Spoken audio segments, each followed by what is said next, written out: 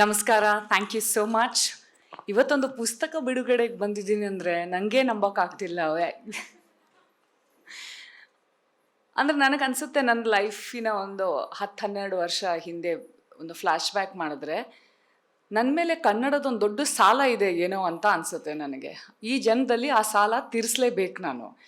In fact ನನ್ನ ಲೈಫಲ್ಲಿ ನನಗೆ ಬಂದಿರೋವಂಥ ಎಲ್ಲ ಅಕಾಂಪ್ಲಿಷ್ಮೆಂಟ್ ನೋಡಿದ್ರೆ ನನಗಿದೇ ಫೀಲಿಂಗ್ ಇದೆ. ಚಿಕ್ಕ ವಯಸ್ಸಿಂದ ನಮಗೇನು ಹೇಳಿದ್ದಾರೆ, ನೀವು ಡಿಸರ್ವ್ ಮಾಡಬೇಕು. ಅದೇನೇ ಒಂದು ಡಿಗ್ರಿ ಆಗಿರಬಹುದು, ನಿಮ್ಮ ಲೈಫಲ್ಲಿ ಬರುವಂಥ ಏನೋ ಒಂದು ಅಕಾಂಪ್ಲಿಷ್ಮೆಂಟ್ನ ನೀವು ಪಡೆಯೋಕ್ಕೆ ಕಷ್ಟಪಡಬೇಕು, you have to earn it ಅಂತ ಹೇಳ್ತಾರೆ. ಆದರೆ ನನ್ನ ಲೈಫಲ್ಲಿ ಸ್ವಲ್ಪ ಉಲ್ಟಾ ಇದೆ.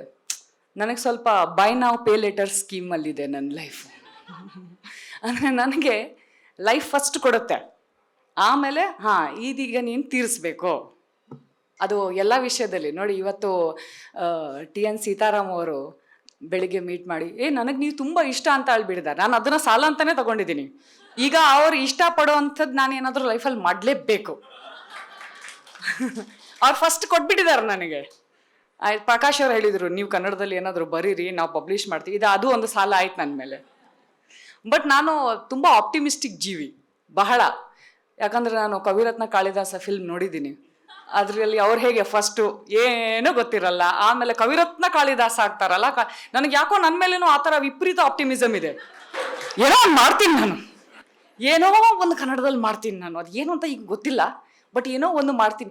ಅದು ಯಾಕೆ ಆ ಕಾನ್ಫಿಡೆನ್ಸ್ ಇದೆ ಅಂದರೆ, ನನಗೆ ನಂದು ಮತ್ತು ಕನ್ನಡ ಭಾಷೆಯ ಒಂದು ರಿಲೇಷನ್ಶಿಪ್ ಇದೆ ಅಲ್ಲ, ಅದು ನಾನು ಬಹಳ ಯೋಚನೆ ಮಾಡಿದ್ದೀನಿ ಇದ್ರ ಬಗ್ಗೆ.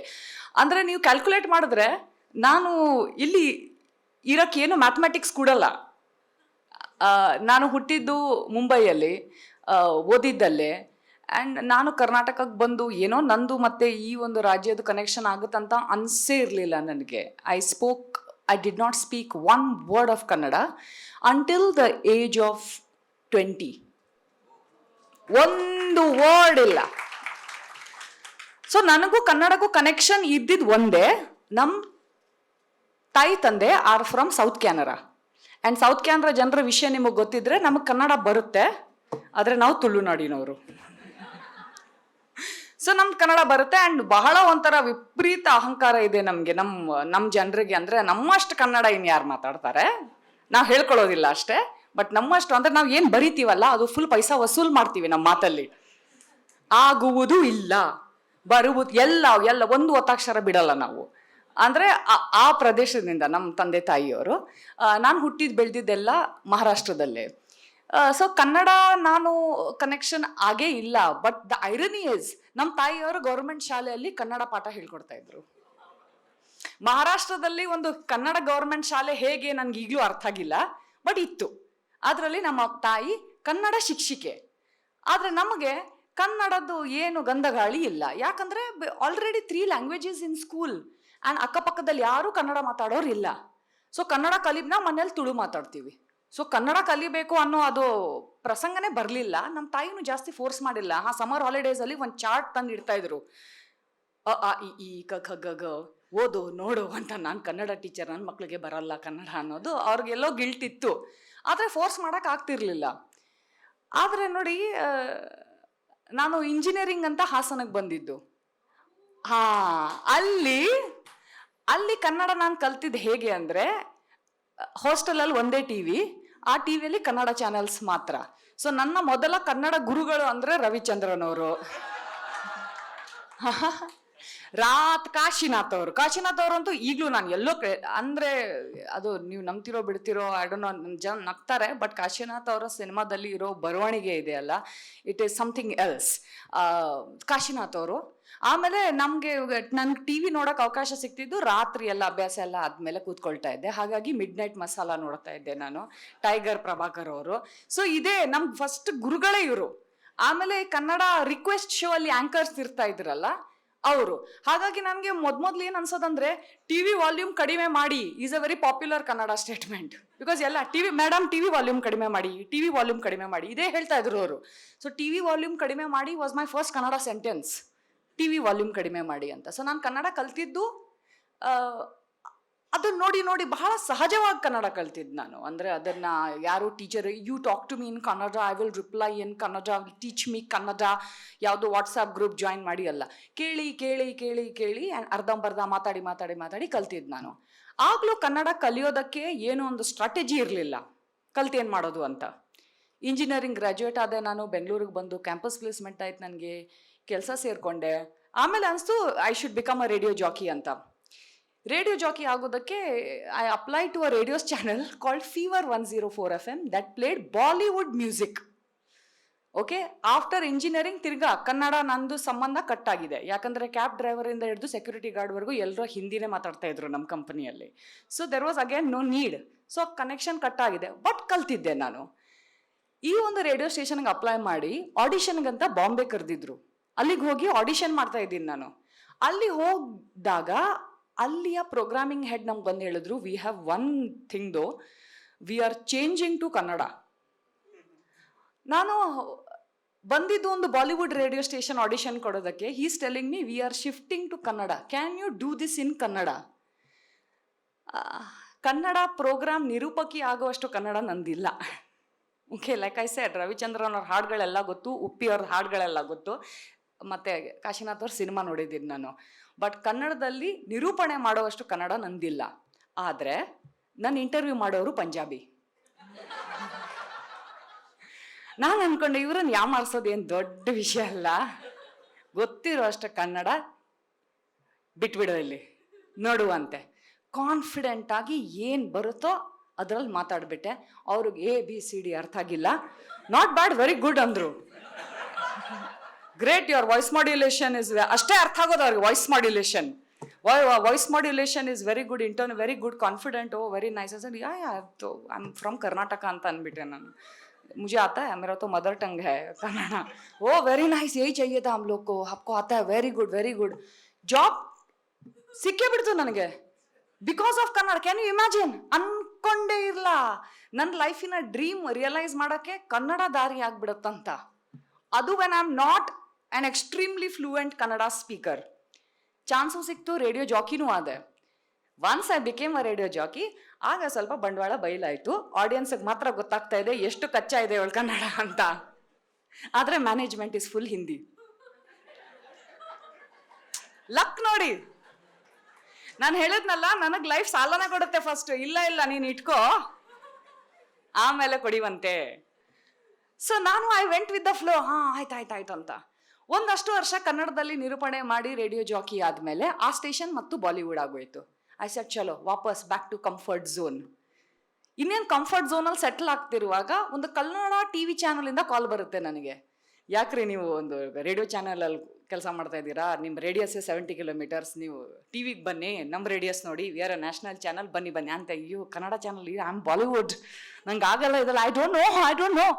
ಬಟ್ ಅವರು ಇಲ್ಲ, ನೀನು ಕೆಲಸ ಮಾಡಲೇಬೇಕು ಅಂತ ಹೇಳಿ ಐ ಹ್ಯಾವ್ ನಾವ್ become a television anchor in a Kannada channel. ನೋಡಿ, ಲಾಜಿಕ್ ಕೂತ್ಕೊಳ್ತಾ ಇಲ್ಲ. ಒಂದು ಕನ್ನಡ ಚಾನಲಲ್ಲಿ ಯಾರನ್ನು ರಿಪ್ಲೇಸ್ ಮಾಡಿದ್ ನಾನು? ಅಕುಲ್ ಬಾಲಾಜಿ. ಲೈಫ್ ನನಗೆ ಸಾಲನೇ ಕೊಡುತ್ತೆ. ಅರ್ಹತೆ ಬೇಕಾಗಿಲ್ಲ, ನೀನು ಆಮೇಲೆ ಗಳಿಸ್ಕೋ, ಈಗ ತಗೋ ಅಂತಾನೆ ಕೊಟ್ಟಿದ್ದೆ ನನಗೆ. I have replaced Akul Balaji in a television show on colours Kannada. Akul Balaji has been doing it for years. In fact ಆ ಟೈಮಲ್ಲಿ ಇದ್ದಿದ್ದೇ ಇಬ್ಬರು, ಅಕುಲ್ ಬಾಲಾಜಿ, ಅನುಶ್ರೀ. ಇವತ್ತು ಓನ್ಲಿ ಅನುಶ್ರೀ, ಬಟ್ ಆ ಟೈಮಲ್ಲಿ ಇಬ್ಬರಾದರೂ ಇದ್ದರು. ಸೊ ನನಗೆ ಕನ್ನಡ ಚಾನಲಲ್ಲಿ ನಾನು ನಿರೂಪಕಿಯಾಗಿ ಒಂದು ಡಾನ್ಸಿಂಗ್ ಸ್ಟಾರ್ ಅನ್ನೋ ರಿಯಾಲಿಟಿ ಶೋನ ಹೋಸ್ಟ್ ಮಾಡ್ತೇನೆ. ನನಗೆ ಅರ್ಥ ಆಗ್ತಿಲ್ಲ ಏನು ನಡೀತಾ ಇದೆ ಅಂತ, but I am saying go with the flow. ಸಿಗ್ತಾ ಇದೆಯಲ್ಲ ತಗೋ ಅಂತ ನಾನು ನಿರೂಪಕಿ ಆಗಿದ್ದೀನಿ.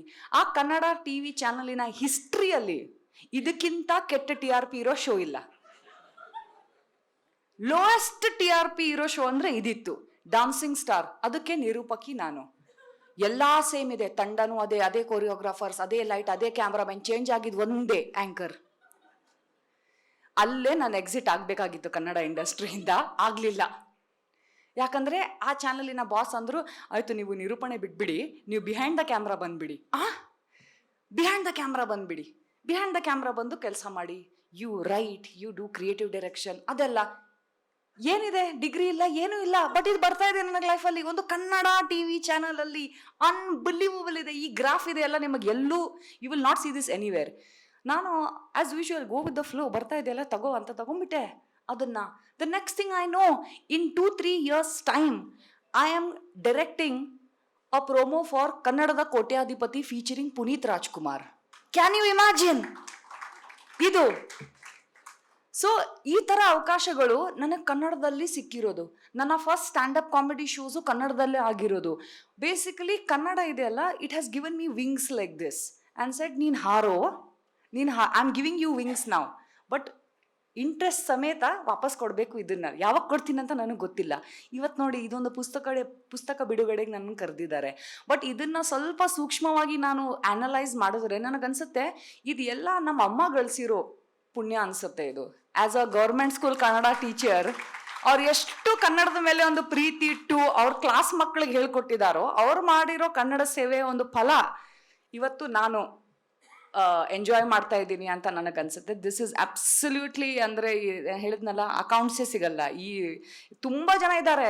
ಯೋಚನೆ ಮಾಡಿ, ನಾನು ಕನ್ನಡ ಚಾನಲ್ ಜಾಯಿನ್ ಮಾಡಿದಾಗಲೂ ತುಂಬ ಜನ ಇದ್ರು, ಇವಳು ಯಾಕೆ ಇಲ್ಲಿ ಬಂದಿದ್ದಾಳೆ ಅಂತ ಕೇಳೋರು, ಇವಳಿಗೆ ಏನು ಗೊತ್ತಿದೆ ಅಂತ. ನಾನು ಎಲ್ಲರಿಗೂ ನನಗೂ ಗೊತ್ತಿಲ್ಲ, ನೋಡೋಣ ಅನ್ನೋ ಆಟಿಟ್ಯೂಡಲ್ಲೇ ಮುಂದೆ ಹೋಗಿದ್ದೀನಿ ನಾನು. ನನ್ನ ಲೈಫಲ್ಲಿ ನನಗನ್ಸುತ್ತೆ ಎಲ್ಲ ವಿಷಯಗಳು ಹೀಗೇ ನಡೆಯುತ್ತೆ. ಯಾಕೆ ಆಗ್ತಾ ಇದೆ ಅಂತ ಗೊತ್ತಾಗಲ್ಲ, ಒಟ್ಟು ಸಂಹವ್ ನಾನು ಅದರ ಲೆಕ್ಕ ಸೆಟಲ್ ಮಾಡ್ತೀನಿ. ಇವತ್ತು ಮಾಡಲಿ ಅಂದ್ರೆ ನಾಳೆ ಮಾಡ್ತೀನಿ. ಇದು ಟ್ಯಾಲಿ ಆಗೋ ಥರ ನಾನು ನೋಡ್ಕೊಳ್ತೀನಿ. Because this is important to me. ಇದು buy now pay later schemes. So ಇದು ಬಹಳ ಲಿಮಿಟೆಡ್. ಆ್ಯಂಡ್ ನನಗೆ till I joined Colors Kannada, that was a TV channel, you will not believe, ನನಗೆ ಕನ್ನಡ ಓದೋಕ್ಕೂ ಬರ್ತಿರ್ಲಿಲ್ಲ. ಬಿಕಾಸ್ ಕನ್ನಡ ಕೇಳಿ ಕಲ್ತಿದ್ದಲ್ಲ. ಸೊ ರೀಡಿಂಗ್ ಇಲ್ಲ ನನಗೆ. ಆದರೆ ಈ ಚಾನಲ್ ಜಾಯಿನ್ ಮಾಡಿದಾಗ ಪ್ರತಿಯೊಂದು ಪ್ರಿಂಟ್ಔಟ್ ಕನ್ನಡದಲ್ಲೇ ಇದೆ. ಪ್ರತಿಯೊಂದು ಪ್ರಿಂಟ್ಔಟ್ ಕನ್ನಡದಲ್ಲಿದೆ. ಒಂಥರ ಎಷ್ಟು I felt like I'm blind. ನಮ್ಮ ಬಿಸ್ನೆಸ್ ಹೆಡ್ಡು ಕನ್ನಡದಲ್ಲೇ ಬರೆಯೋರು ಆ ಬೋರ್ಡ್ ಮೇಲೆ. ನನಗೆ ಅರ್ಥನೇ ಆಗ್ತಿಲ್ಲ, ಅಂದರೆ ಒಂಥರ ಇಲಿಟ್ರೇಟ್ ಅನಿಸ್ಬಿಡ್ತು ನನಗೆ. ಎಲ್ಲರೂ ಇಲ್ಲೇ ಇದ್ದಾರೆ. ಪ್ರಶಾಂತ್ ರೈ ಅವ್ರು ಇಲ್ಲೇ ಇದ್ದಾರೆ, ಅಪಾರ್ ಅವರು, ವಿಕಾಸ್ ನಿಗಿಲೋಣಿ is my former colleague at Colors Kannada. ಇಂಥವ್ರ ಜೊತೆ ಓಡಾಡ್ತಾ ಇದ್ದೀನಿ, ಇಂಥವ್ರ ಜೊತೆ ಕೆಲಸ ಮಾಡ್ತಾ ಇದ್ದೀನಿ, ಕನ್ನಡ ಓದಕ್ಕೆ ಬರಲ್ಲ. Imagine the poverty of mind, imagine the lack of confidence. ಯಾವ ಕಾನ್ಫಿಡೆನ್ಸಲ್ಲಿ ಇವ್ರ ಜೊತೆ ಕೆಲಸ ಮಾಡ್ಬೇಕು ನಾನು? ನನಗೆ ಕನ್ನಡ ಓದಕ್ಕೆ ಬರಲ್ಲ. ಬಟ್ ಅದು ಅನಿವಾರ್ಯವಾಗಿತ್ತು ನನಗೆ. ಕನ್ನಡ ಓದಕ್ಕೆ ಕಲೀಲೇಬೇಕು. ಆಫ್ಟರ್ ಜಾಯ್ನಿಂಗ್ ಕಲರ್ಸ್ ಕನ್ನಡ ನಾನು ಈ ಕನ್ನಡ ಬರೆಯೋದು ಓದೋದು ಕಲ್ತಿದ್ದೀನಿ. Today I am here at a ಪುಸ್ತಕ ಬಿಡುಗಡೆ ಆಫ್ ಕನ್ನಡ. ಏನ್ ಕೆಲವ್ರ ಲೈಫಲ್ಲಿ ಈ ಥರ ಒಂದು ಹಿಸಾಬ್ ಇಲ್ಲದೆ ವಿಷಯಗಳು ನಡೆಯುತ್ತೆ. ನಾನು ಅಂಥವಳು, please bear with me. But some day I will repay this debt ಅಂತ ನನಗೆ ಇದೆ. ಅದು AI ರವಿ ಹೆಗ್ಡೆ ಅವ್ರು ಹೇಳಿದ್ರಲ್ಲ, ಇಷ್ಟು ಈಗ AI is taking over writing. But ಈ ವಿಷಯದ ಬಗ್ಗೆ ನಾನು ತುಂಬ ಯೋಚನೆ ಮಾಡ್ತೀನಿ. ಪುಸ್ತಕ ಸಂಸ್ಕೃತಿ ಆಗಿರ್ಬೋದು, ರೈಟಿಂಗ್ ಆಗಿರ್ಬೋದು, what is the value of human contribution ಈ ಥರ AI ಈ ಥರ ಪ್ರೊಲಿಫಿಕ್ ಆಗಿರುವಾಗ. ಬಟ್ ನನಗೆ ಒಂದು ಹೋಪ್ ಇರೋದು ಆ್ಯಂಡ್ ಒನ್ ಬಿಗ್ ಡಿಫ್ರೆನ್ಸ್ ಕಾಣೋದೇನೆಂದರೆ, AI ಹಸಿವಿಲ್ಲ, ನಮಗೆ ಹಸಿವಿದೆ. AI ಕಾದಂಬರಿ ಬರಿಬೇಕು ಅಂತ ಅನ್ಸಲ್ಲ, ಹೇಳಿದ್ರೆ ಬರಿಬೋದು ಅದು, ಆದರೆ ಬರಿಬೇಕು ಅನ್ನೋ ಹಸಿವಿಲ್ಲ. ಆ ಹಸಿವು ಇಲ್ಲಿರೋರ್ಗಿದೆ. ಈ ಹಸಿವು is the biggest difference between AI and us. ಅದಕ್ಕೆ ಹಸಿವಿಲ್ಲ, ಅದಕ್ಕೆ ಬರಿಬೇಕು ಅಂತ ಅನ್ಸಲ್ಲ, ಬರಿಬೇಕು ಅನ್ನೋ ಕನಸುಗಳಿಲ್ಲ. ಆದರೆ ನಮಗೆ ಬರಿಬೇಕು, ಏನೋ ಒಂದು ಮಾಡಿ ತೋರಿಸ್ಬೇಕು, ಜನರಿಗೆ ಖುಷಿ ಪಡಿಸ್ಬೇಕು ಅನ್ನೋ ಆ ಹಸಿವಿದೆ. ಆ್ಯಂಡ್ ಆ ಹಸಿವು AI ಬರೋದು ಇಂಪಾಸಿಬಲ್ ಇದೆ. ಆ್ಯಂಡ್ ಆ ಹಸಿವು ನಮ್ಮಲ್ಲಿ ಇರೋವಷ್ಟು ದಿನ I think we are in a safe space ಅಂತ ಅನಿಸುತ್ತೆ. And we will do well. But thank you, ತುಂಬ ಧನ್ಯವಾದಗಳು. ನನಗೆ ಈ ಥರ ಇದು ಧನ್ಯವಾದ ನಿಮಗಷ್ಟೇ ಅಲ್ಲ, this is to entire state of Karnataka. ನನಗೆ ಈ ಥರ ಅವಕಾಶ ಕೊಡ್ತಾ ಇರೋದಕ್ಕೆ ಇಂಟ್ರೆಸ್ಟ್ ಎಷ್ಟಾದರೂ ಇರಲಿ, ತೀರ್ಸೋ ಪ್ರಯತ್ನ ನಾನು ಮಾಡ್ತೀನಿ. Thank you so much. Thank you. Interesting ಮತ್ತು ಇನ್ಫಾರ್ಮೇಟಿವ್ ವಿಡಿಯೋಗಳನ್ನು ಮಿಸ್ ಮಾಡ್ಕೋಬೇಡಿ. ಈಗಲೇ ಸಬ್ಸ್ಕ್ರೈಬ್ ಮಾಡಿ.